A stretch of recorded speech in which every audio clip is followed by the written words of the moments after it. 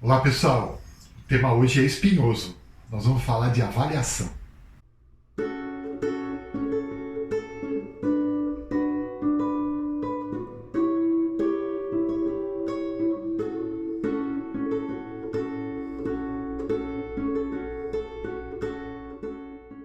Bom pessoal, esse é o primeiro vídeo que eu vou falar de avaliação. Depois eu vou fazer mais 2 ou 3 vídeos sobre esse assunto, mas só vou fazer se vocês pedirem, senão eu não faço.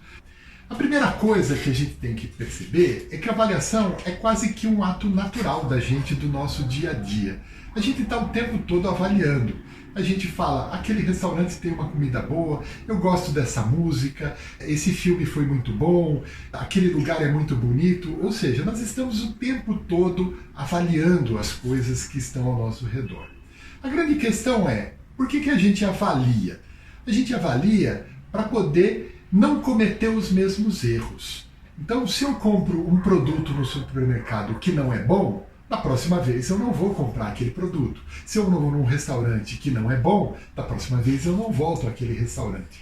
Então, na verdade, a nossa avaliação sempre é no sentido de chegar num ponto melhor, sempre no sentido de melhorar. E mesmo quando a gente indica alguma coisa para um amigo, que a gente avalia aquilo, é para que ele não cometa aqueles erros. Enfim, o propósito da avaliação é melhorar.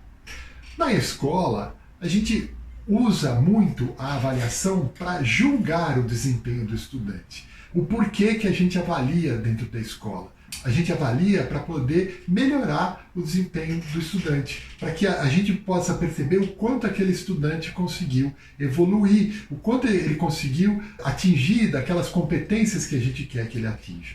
Então, a primeira coisa chave na avaliação é a gente poder melhorar. Não só melhorar o estudante, a gente também tem que olhar o resultado da avaliação, a gente tem que também olhar para o nosso desempenho como professor. Então, por que os estudantes não aprenderam? Aonde que está o problema? Às vezes o problema está na estrutura, às vezes o problema está na forma que foi feita, na estratégia usada. Enfim, a avaliação ela não serve só para avaliar o estudante, ela serve para avaliar o próprio curso, o desempenho, o conteúdo, o professor. Então, para resumir, a gente podia reduzir a 3 pontos como qual a finalidade da avaliação. Primeiro, auxiliar no processo de aprendizagem. Então, uma avaliação ela deve servir também para a aprendizagem. O aluno tem que aprender com a avaliação. Isso é muito importante. Segundo, o que eu falei, avaliar o próprio curso, às vezes a sequência, às vezes a estratégia, às vezes a forma como foi apresentado. Então, isso deve ser avaliado também. E terceiro, também para medir individualmente o progresso e as conquistas de cada aluno. O quanto aquele aluno atingiu daqueles objetivos que a gente estabelece para ele naquele momento. Então, esses são os 3 primeiros pontos no porquê que a gente avalia. Outra coisa, que a avaliação ela sempre tem um grau de imprecisão. A avaliação ela não é uma ciência exata. Eu não tenho uma medida correta e absolutamente precisa para a avaliação. Então a avaliação é uma coisa imprecisa. Segundo, a avaliação ela é sempre subjetiva.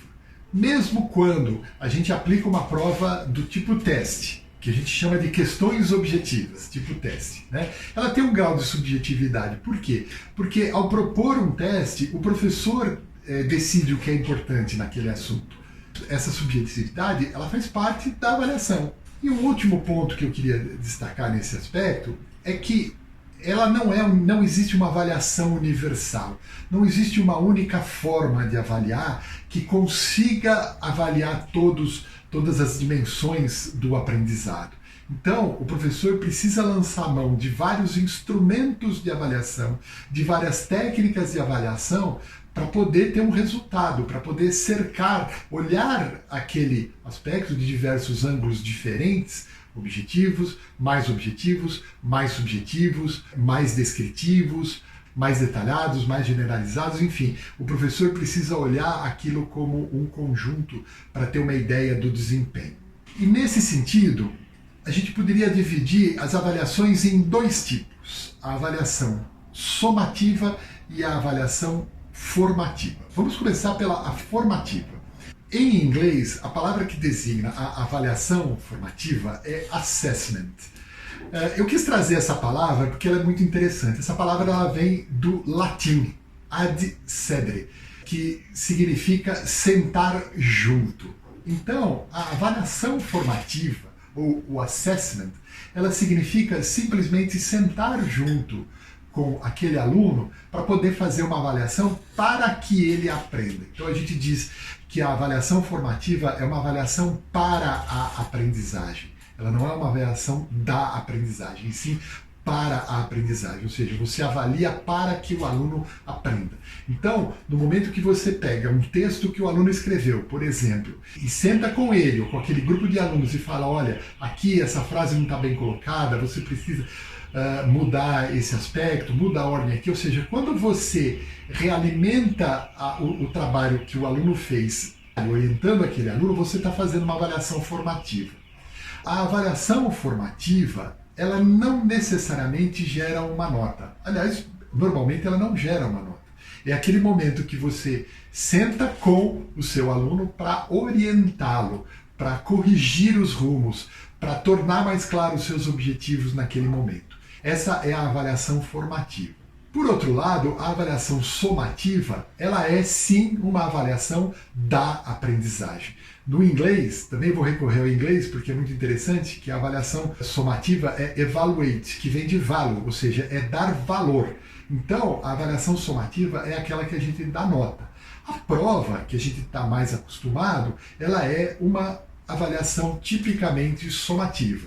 Por quê? Porque ela classifica, ela dá uma nota. Esse aluno não aprendeu tudo, ele tem nota 6. Esse aluno aprendeu mais, tem nota 8. Eu estou classificando a aprendizagem do aluno. E isso é importante no sentido de ele perceber uma graduação. Então, a avaliação somativa, ela não é essencialmente ruim.